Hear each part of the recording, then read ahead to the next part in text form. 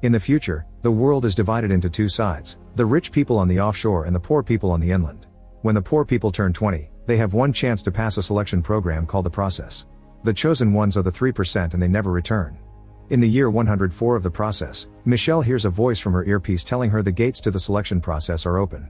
A huge crowd in the inland is already making their way there, so Michelle meets with her friend Bruna and they join the walk. After climbing a very long path up a hill, the participants arrive at a facility where they're disinfected and given clean clothes. Then Ezekiel appears to explain that only 3% of them will be chosen to go to the offshore, where the founding couple created the perfect world. He also mentions there are rebel groups that want to destroy the system, but he swears they'll never win. Ezekiel talks directly to some participants using their names as a form of manipulation and makes everyone chant words of gratitude for the process. While the candidates are directed to the interview rooms, Ezekiel meets with Aline, who he doesn't recognize. She explains she was sent to do a routine evaluation of the process, which was a last-minute decision. After checking her identity, he goes to complain to council member Nair, who reminds him this year's process is important than usual because for the first time in 100 years, someone was murdered offshore. Since Ezekiel chooses who will live there, the community blames him for sending a murderer and other council members want to replace him. After the call is over, Ezekiel puts his head in water until he can't take it anymore. The participants are being asked all kinds of questions. Some are riddles to test intelligence, others are as more personal questions about things like their hygiene habits or their personal beliefs. A girl is too nervous and can barely put two words together, so she's eliminated on the spot. A boy gives lots of confident answers, but interviewer Denise can tell it's all memorized stuff with no actual personality or originality and kicks the boy out too. The guy protests so much that he has to be dragged out by force. Michelle is asked if she knows anyone who made it through the process and answers her boyfriend, swearing she doesn't want to pass only because of him. However, she still wears the necklace he gave her, so the interviewer dares her to take it off to prove she wants to go offshore for herself. After she does so, the man tells her she did the right thing because her boyfriend's profile says he's dead. Back to Ezekiel, he's called by Kasha because they've caught a member of the rebel group known as the Cause. The man is getting tortured for information and he reveals one of the selected participants is part of his group, but he doesn't say whom. While the approved candidates move to the next stage, the angry loser jumps off a balcony to self-delete. The facility workers immediately take the body away and tell the selected group not to worry. Next, all the candidates are scanned to check their registration. Joanna notices that Raphael has a fake registration, but the scanner approves him and he passes to next test. The candidates are given a pile of blocks and 3 minutes to assemble as many cubes as possible. They expect a minimum of 9 and fewer will result in elimination. When the test begins, many participants just grab a bunch of pieces for themselves, but Michelle notices that Fernando is struggling to reach because of his wheelchair and she pulls blocks over for him. Everyone builds quickly, however many people start panicking when the time is about to run out. Raphael only has 8, so he steals one from his neighbor and the guy gets eliminated instead. Michelle only has 8 too, but Fernando arranges her 8 cubes into one larger cube to make it 9, so she passes. Joanna also passes because she's built 11. During the lunch break, everyone judges Raphael for being a cheater. He starts ranting and approaches a big guy to annoy him, causing the man to start beating him up. Soon other candidates join the beating, but Marco feels bad and makes them stop. After Raphael gets up, Joanna points out he took the beating to get sympathy and asks for an alliance, saying that if he betrays her, she'll reveal that he faked his registration. In the meantime, Ezekiel meets with Denise. He doesn't blame her for the candidate's death, but he still pushes her head in a bowl of water, ignoring Aline's protests. When he takes her out, he explains he does that to himself as a reminder that what they do is life and death. Denise leaves after saying she understands, only to returns a moment later to thank Ezekiel for everything. At that moment, Kasha tells Ezekiel they have a lead. Michelle and Bruna are pulled away from lunch and taken to Kasha. She covers their eyes with a black compound and leads them into a room, where she removes the compound and tells them about the mole. Their intel says this mole lives on the same block as the girls, meaning one of them must be the rebel.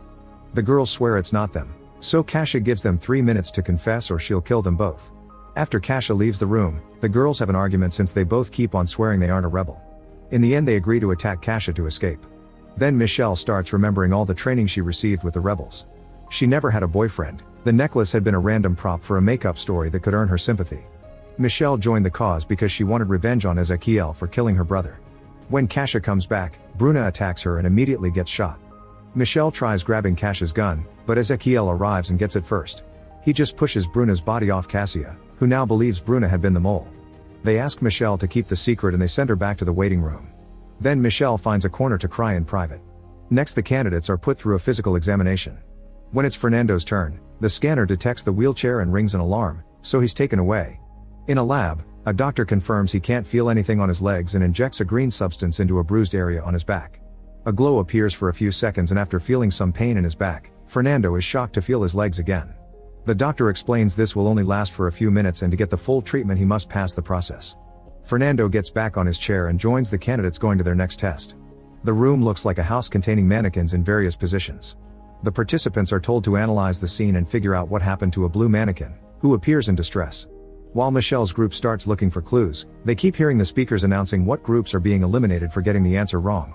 Michelle notices the mannequins have vaccine scars, meaning they're from the offshore. After lots of observation, Fernando shares his theory, the hostess inviting some friends for dinner because she wanted to poison the woman her husband was having an affair with. Fernando is proud of his conclusions and wants to press the button to contact the examiner, but Raphael stops him, saying that solution is wrong because the process wouldn't show them adultery and murder happening on the offshore. He thinks the dead mannequin is allergic to silver because everyone is wearing something made of metal except for her. Most of the group brings out objects that confirm the theory, and when they press the button to share it, they're told they're correct. Everyone in Michelle's group passes except for a boy who did nothing to help. During another break, Joanna brings Lucas to the bathroom so they can get dirty inside a stall, not knowing there's another candidate that can hear them. Meanwhile, Aline notices Ezequiel leaving the building. He's outside, gathering some things hidden under rocks to disguise himself. Aline uses the security cameras to spy on him and is surprised to see him in a bad neighborhood posing as a beggar. When he finally realizes the cameras are following him, he runs away, dropping a bunch of food in the process.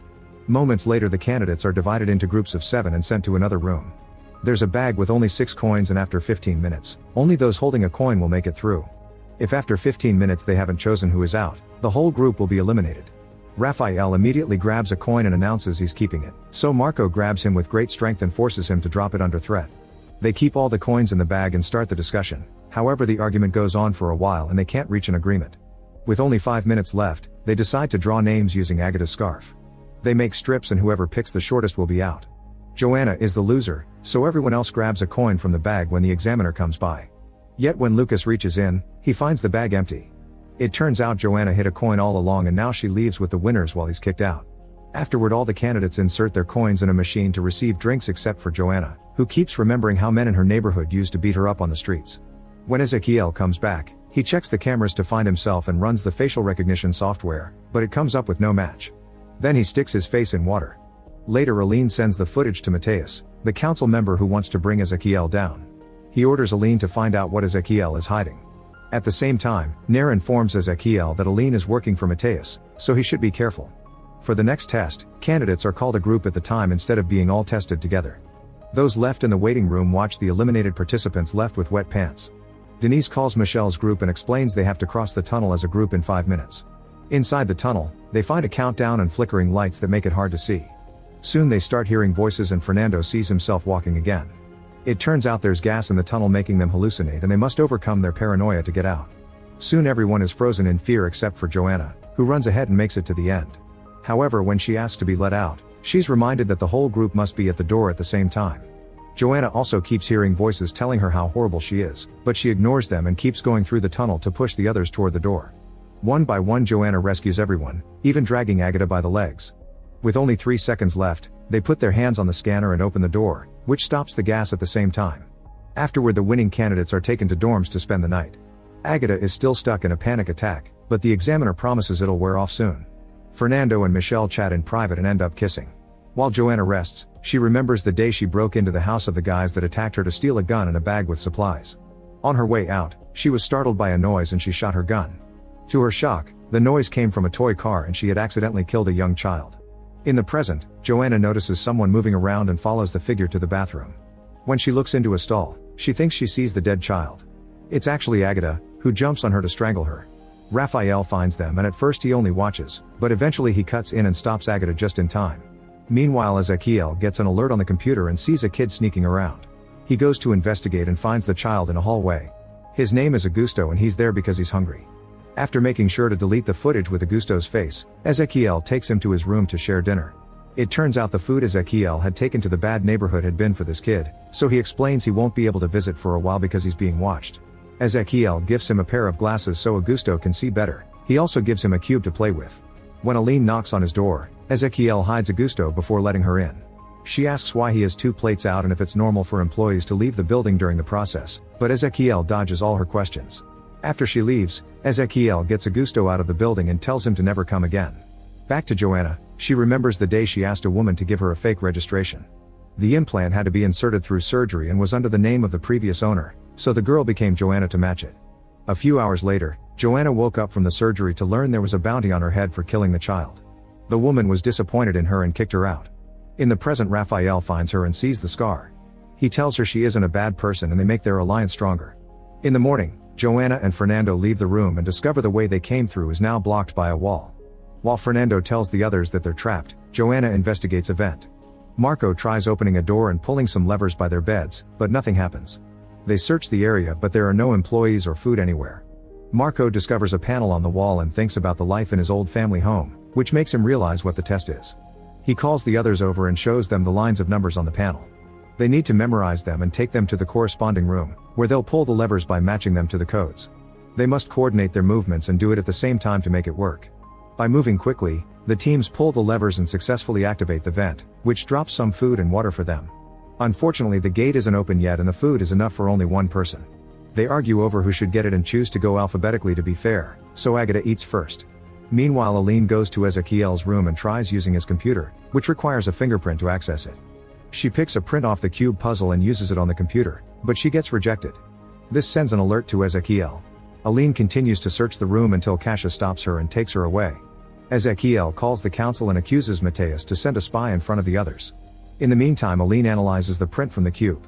Back to the candidates. Every time they solve a series of numbers, the vent gives them more food and the panel resets with another quiz. The team keeps working together without issues and eventually everyone eats something, so nobody is disqualified. Ezekiel refuses to let everyone pass and decides to make a few changes. The candidates keep on working but the next 10 times they solve the panel, no food is dropped and the group is getting exhausted. An argument ensues and they decide to go to bed for now, ignoring Marco's pleas to keep going. Agata stays to keep staring at the panel, obsessing over the numbers. At that moment a bunch of food falls and the candidates run to get some as they push each other. Michelle raises her voice to stop them so they can divide the packets fairly. Marco realizes all this food means the test has changed and they need to find a way to get out. The strongest candidates break some beds and use the pieces to try to force the door open. After lots of effort, they manage to open it wide enough to put a metal bar to hold it. However, the bar is starting to bend and everyone worries about getting crushed, so Raphael crosses first. At the end of a corridor, he finds another door that is also locked, so he has to go back and drop the bad news. The working team has finished all their food because of the exhaustion, so Marco guides them to try to get food from the others. When a guy refuses, Marco gets so aggressive that he almost kills him, forcing him to hand over the food. Then Marco guides his group to steal the food from every room, sometimes making some candidates hide in tight spaces to keep order. A flashback shows he comes from a family who always won the process and moved to the offshore after letting a child behind to carry on the legacy. Marco also left a pregnant woman before joining and thinks he's some kind of elite. Fernando sees all this from afar and moves ahead to warn the other rooms. Joanna keeps searching the area and finds Agata unconscious on the floor, so she takes her shoes. Putting them on her hands, Joanna begins to climb through the vent, only to find Ezekiel waiting at the end. While Michelle, Fernando, and a few others build a barricade, Ezekiel tells Joanna that they did pass the first half of the test, but the point is to teach them the world isn't fair so they'll show their true colors. The gang continues to go after the food and Marco hits a woman with a metal bar, which makes even his own group uncomfortable. Raphael realizes the girl is dead and calls Marco out, but when he tries to punch him the gang stops him. Now Raphael has no choice but to run, and eventually he reaches the barricade. At first the others don't want to let him in, but after he whispers something in Michelle's ears, she lets him pass. Meanwhile, Ezekiel tells Joanna that the candidates started this and they must end it. He also offers some food, but if she eats it she'll be eliminated. He wants her to go back in, finish the test, and prove she deserves better. While Marco's gang breaks the first barricade, Joanna goes back and knocks out a guard with a metal bar. Then she brings out the people Marco had isolated and guides them on a counterattack. A huge fight ensues with the candidates punching and kicking each other all over the place, but Marco's gang still goes down first. Suddenly Joanna yells to make them stop and tells the people behind the other barricade to come out. An alarm starts ringing and both doors finally open, so the candidates rush to get out. An unconscious Agata, the dead girl, and Marco's gang are left behind. Marco is heavily bleeding and can barely move, but he makes an effort and crawls to the door, which is now closing. He isn't fast enough and the door crushes him. As the group makes their way out of the building, Raphael thinks about the last night with his brother. It turns out Raphael had already tried the process and failed. This year was his brother's turn, so Raphael put him to sleep with alcohol and stole his implant, taking his name as well. Then he told the rebels that he found a way to join the process again. On a garden, the participants meet Ezekiel, who says only 9% of candidates get that far. When Ezekiel goes back to the facility, he's confronted by Aline, who shows him a picture of Augusto she obtained by analyzing the fingerprint. She hasn't reported anything to the council yet and offers two options. If she talks, he would be confined to the recovery and treatment center until he dies. But she will keep the secret if he finishes the year and resigns by naming her his successor. A flashback reveals Ezekiel used to be married to an examiner named Julia. Whenever Ezekiel was too stressed, Julia would gently massage his head in the water. One day during the process, Julia eliminated a candidate because she had a kid, but she didn't tell this to the other team members when they were confused by her choice. Ezekiel and Julia lived happily for another year, and when the next process started, Ezekiel asked Julia to be assistant to the leader of the process. When the rebels started a riot in the poor neighborhood, the officers shot a man by accident. Ezekiel, Julia, and Kasia watched it all on the cameras, noticing a kid looking at the officers from afar. After Ezekiel and Kasia left, Julia took a better look at the child and had a breakdown when she noticed it was Augusto. Later, Julia was sent to deal with a candidate that kept complaining because she was unfairly eliminated, and the girl told Julia it was easy for her because she had everything. This made Julia snap and assault the candidate, kicking her until another employee stopped her. Afterward, Ezekiel told her that working in the process may not be for her, so she should return to the offshore, making her think he wanted to get rid of her. Julia insisted she wanted to stay and there was nothing wrong with her. However, when she was alone, she kept looking at Augusto's screenshot. The following year, while Ezekiel was busy with the next process, Julia kept using the computer to try to find Augusto's address. This started to affect her sleep cycle and Ezekiel became suspicious. One night, Ezekiel checked the computer and discovered Julia had watched the same video 127 times. The next morning, Ezekiel told Julia what he discovered and begged her to talk or he would have to send her to the recovery center. After he promised to keep the secret, Julia confessed that Augusto was her son and she felt guilty because she abandoned him to enter the process. She wanted to see him again, but Ezekiel said it wasn't possible and she had to wait for the kid to pass the process too. A few days later, Julia watched the video again and finally managed to find Augusto's address, so she decided to leave the facility. Ezekiel noticed and ordered the guards to close the gate, but Julia rolled under it just in time. A desperate Ezekiel went after her, quickly catching her and carrying her back. Then he sent her to the recovery center on the offshore. That night, Julia took out the printed screenshot of Augusto and finally gave up. She went to the beach and walked into the water to self-delete. The next day, Nair informed Ezekiel of Julia's death, saying it was the first self-deletion in offshore history. This caused Ezekiel to start putting his head in water. Later, while looking through Julia's stuff, Ezekiel found Augusto's picture, so he dressed as a beggar and went to find him. In an old building, he lured Augusto out with food and showed him Julia's ring, saying it had all his mother's memories. He could only have it when he got to the offshore. In the present, Ezekiel learns from Nair that Aline filed her report with only praise for him. Meanwhile, Michel talks to Raphael in private because he knows she's with the rebels. That's what he whispered to her. He explains he's with the cause too and saw a picture of her at headquarters. They agree to keep each other's secret. Then the candidates are given individual rooms, where they find images of themselves with their families. When the images on the screen disappear, the families show up to visit the participants. Fernando's father confesses that the families are brought under a bribe. They'll get paid if they convince the candidates to leave. Fernando is considering giving up after seeing so much violence and death, but his father wants him to stay. An argument ensues and in the end the father tells Fernando that if he gives up, he won't have a home to return to because he won't take care of him anymore. Fernando has no choice but choosing to stay. Joanna is an orphan, yet she gets a visitor that knocks her out from behind. When she wakes up, she learns the man came to find her to get the bounty on her head, but now he's pretending to be her dad to get the money. If she doesn't cooperate, he'll kill her for the bounty. Joanna says she'll play along, but when the man unties her, she punches him and tries to leave. However, the door is locked and the guy catches up to her, bringing her down to start strangling her. When Joanna tells him to do it because she wants to go to the offshore, the man lets go and explains he was sent by Ezekiel to test her. They had to make sure she didn't join the process only to escape from the bounty hunters, and she's passed the test. Michelle has no family either, so an examiner explains that she has 30 minutes to choose between the money or the process. While thinking about her brother and Bruna, Michelle pours herself a glass of water and accidentally breaks the box with the money. When the examiner returns, he explains the coins aren't real, and Michelle informs him she's chosen to stay. Raphael and his mother have a huge argument because she wants him to take the money to help the family, especially after what he did to his brother, but he refuses. In the end, his mother slaps him and leaves. On her way out, she yells that Raphael betrayed his own family. He watches her go and notices a few candidates did choose the money. In the meantime, Ezekiel brings the cube to Augusto and says goodbye. He won't come back ever again, so from now on Augusto has to take care of himself. When he returns to the facility, he tells Kasia that Aline is blackmailing him, but doesn't share the details. After the test is over, the remaining candidates are told they'll be summoned individually from now on. While waiting, Fernando visits Michelle and they end up getting dirty. When the interviews begin, Joanna is first on the list, however her quitting test was the replacement for her family test, so she's already passed. Michelle is next. She's given a special outfit and told she has to convince a couple to sign their child up for the process when the time comes. However, when she enters the room, Michelle finds Bruna's parents and Cassie tells her through the earpiece that she must tell them about Bruna's death. After some hesitation, Michelle tells the parents that Bruna died in an accident, causing them to cry. Then Michelle says she's there to apologize in name of the process and still tries to convince them to sign up their other daughter, which makes them very angry. When they try to leave, Michelle confesses her brother died in the process. She cries as she describes how he died in the process, and for many years, she hated the system. But when she joined the process, she realized she was doing this so his death wouldn't be in vain. She thinks Bruna's sister could do the same, and the parents agree to sign her up. Michelle passes her test, and when Kasia asks about the story, she pretends she made it up. Meanwhile, Fernando is challenged to come up with a new test for the process in 30 minutes.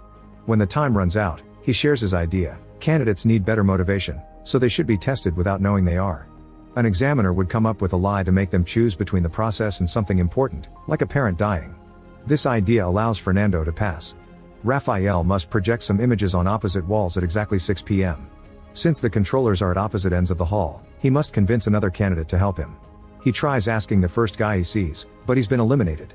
Next he goes looking for Joanna, who agrees to help him if he confesses why he faked his registration.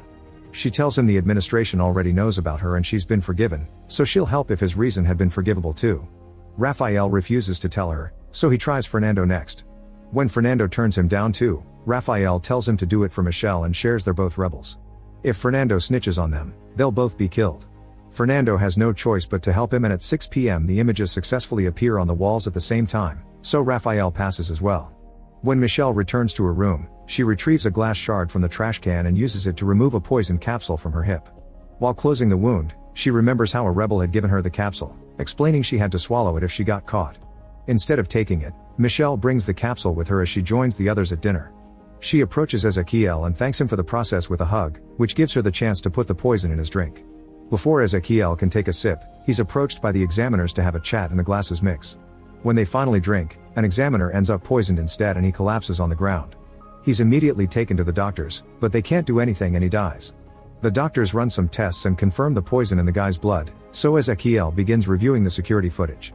Meanwhile, Raphael tells Michelle he saw what she did and that Fernando knows about them.